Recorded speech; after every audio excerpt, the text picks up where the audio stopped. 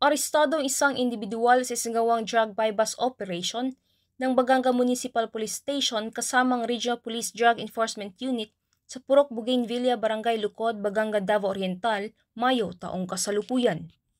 Kinilala ni Police Major Cirelo Solania, Acting Chief of Police ng Baganga Municipal Police Station, ang suspect na si alias Bossing, 35 taong gulang at residente ng Trading Boulevard, Davao City, Davao del Sur. Na-recover mula sa suspect ang 5 pakete na hinina ng shabu at isang 1,000 peso bill na bypass money.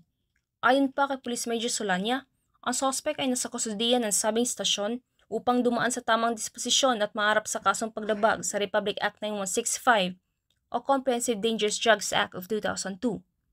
Ang Police Regional Office 11 ay patuloy na pinapaigting ang laban kontra kriminalidad, alinsunod sa kampanya ng Bagong Pilipinas na panatilihin ang kapayapaan at kaayusan tungo sa pagsulong ng bansa. Mula dito sa Police Regional Office 11, ako ang inyong PNN correspondent, Patrolwoman Shinami Ilagan, alagad ng batas taga-taguyod ng Balitang Pulis.